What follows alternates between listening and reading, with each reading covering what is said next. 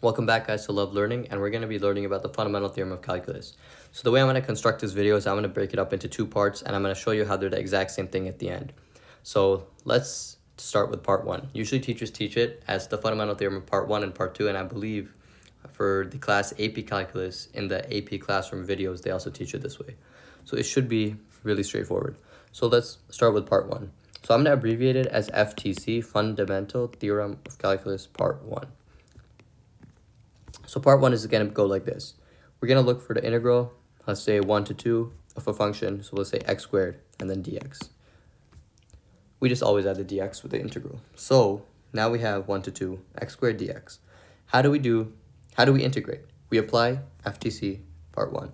First step, we find the antiderivative. So we use power rule of integration. We just add 1 to our power, and then we add the same amount on the bottom. This should be a 2. So we get x cubed over 3, which is the same thing as 1/3 x cubed. So now we have the integral from, well, we actually found our antiderivative. So we have 1/3 x cubed dx. Now, all we need to do is plug in our bounds for x. And the way we plug in our bounds is we subtract. So upper minus lower. Our upper bound is this one, lower bound is this one. So then we have 1/3 2 cubed minus 1/3 1 cubed. That gives us 8 over 3 minus 1 over 3 equals 7/3. That's fundamental theorem part one. Fundamental theorem part two goes like this. It says that, actually, I'll just give you a practice problem instead. We'll get into the actual formula, you know, like what we're used to seeing, like f of x this, f of x that. Right now I'm just showing you practice problems first. And it's really easy to identify. So now we're told to find the derivative 5 to x 2t dt. Well, what do? You just plug in the upper bound. Plug upper bound. And that's it. So our answer is 2x. Now, how did I get that? Well, the derivative of an integral, remember, integrals stand for the antiderivative. Derivative is when you're taking the derivative of a function, right? So let's talk about what we did. You know, what we did when we first learned derivatives. We have a function f of x, right? You take its derivative, you get f prime of x. Okay. Now, if you take the integral of f of x prime of x, you get f of x. Why? Because this means antiderivative. So the antiderivative of a derivative is just a function. So that is basically fundamental theorem of calculus part two. All this asks for is what is the derivative of the antiderivative of the function? And we know to plug in x for t, because that's what the fundamental theorem states. Make sure to check out my later videos on harder example problems for FTC1 and FTC2. Sometimes they're going to ask you a question where you need to find the bounds, like maybe they'll be flipped, and you know you have to put the variable on the top. Or maybe it'll be 5 tangent of x. Well, we don't know the integral of tangent of x. It's hard to find. And I doubt many mathematicians will find it, and you're definitely not going to be asked to on your calculus exam or anytime you take a calculus class. So make sure you check out the video. So now back to what I promised you guys from the start. Let's get straight into how it's really defined. So the way fundamental theorem is defined is this.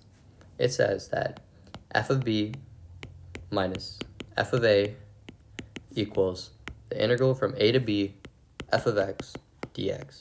Now, a good thing to remember here is that capital F is a common notation for the antiderivative. Lowercase is for the function. So now let's read it in English. Forget the math for a second. It tells us that the antiderivative of the function with b plugged in minus the antiderivative of the function with a plugged in, which is kind of what is equal to the integral a to b, remember, upper minus lower, that's what's going on over here, of the function. Obviously, right? The antiderivative of the function is the antiderivative. So now, what I'm going to do is show you guys how fundamental theorem part 2 comes in, because this is part 1 really, right? We're given an integral, we put in our bounds, and we find the antiderivative, we plug in our bounds. That's FTC1. So now, let's talk about FTC2. How does FTC2 relate? How is it the same thing? You can prove them together using this simple equation. So now what I'm going to do, stay with me here, f of x minus f of 0. Now, the reason I switched this is because, watch, I switched my bounds. You can make them anything. 0 to y, 1 to y, doesn't matter. I'm just switching my bounds for the sake of simplicity here. So the antiderivative with x plugged in minus the antiderivative with 0 plugged in, because, you know, that's our bounds here, is equal to the function of t dt. This is just a dummy variable. The reason I put it here is just a dummy variable because up here we used x, but I'm using x as a bound now. Oops, I erased that. So now, what if you tell me, hey, I want to take the derivative of this. Let's just take the derivative of this. Because I just want to find what is the function. Well, when you take the derivative of an integral, what happens? The integral goes away. And this is literally what we do in fundamental theorem part 2. So we got f of t dt. That's it. Because the integral and the derivative, they cancel out. And then we know that the derivative of f of x minus f of 0 is equal to f prime of x minus f prime of 0. But remember, this is the antiderivative. So this is just f of x. And we know f of 0 is just going to go away.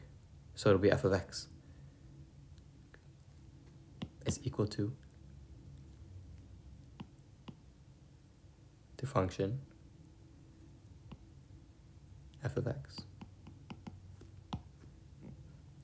That's how simple it is. Hope you guys enjoyed learning with me. I enjoyed learning with you. I'm out.